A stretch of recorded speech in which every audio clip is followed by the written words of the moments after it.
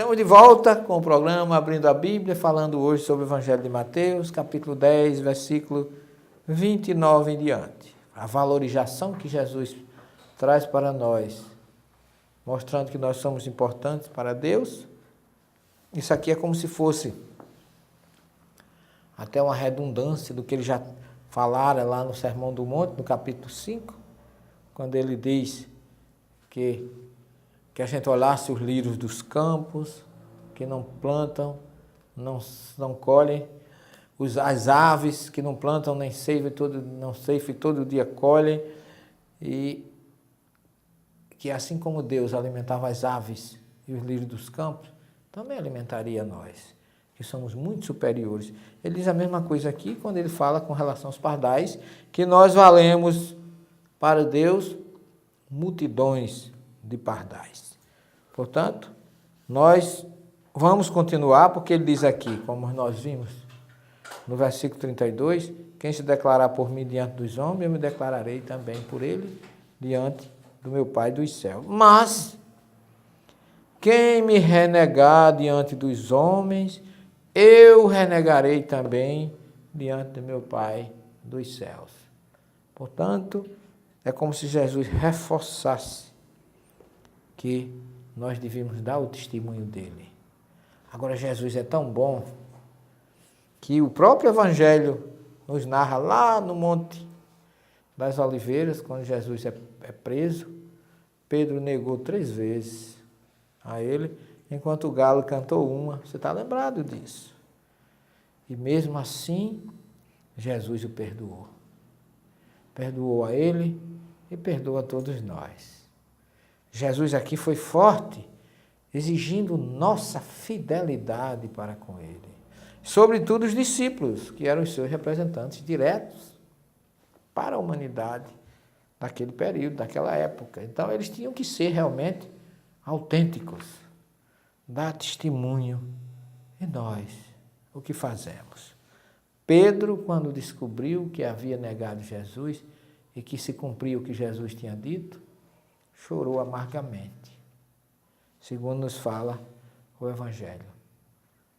Será que nós não estamos na condição também de chorar amargamente por não ter ainda representado, testemunhado ou se declarado por Jesus diante dos homens?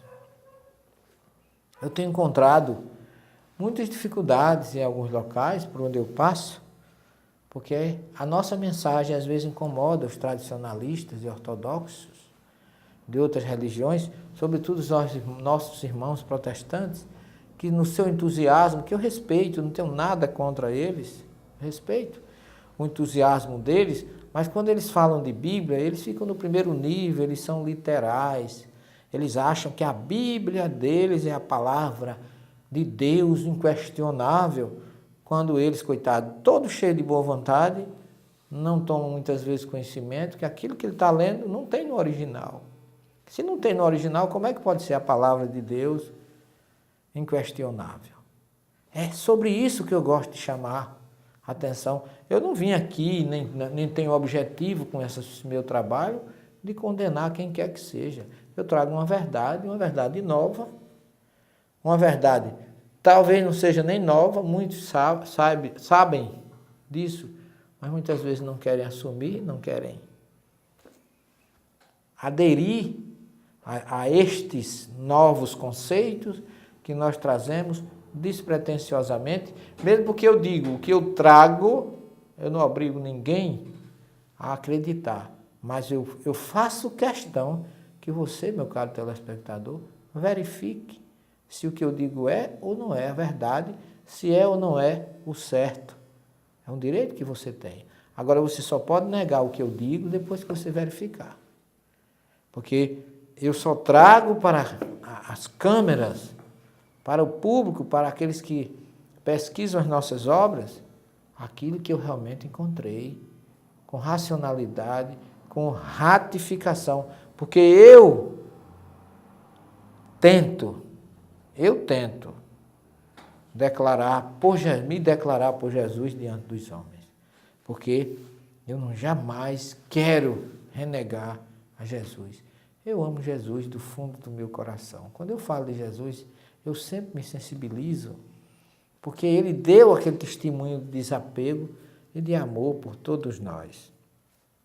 E quando ele diz que quem renegar a ele, ele o renegará diante do Pai dos céus, eu reflito e peço a ele, meu Pai, não permita nunca que eu te negue ou que eu te renegue.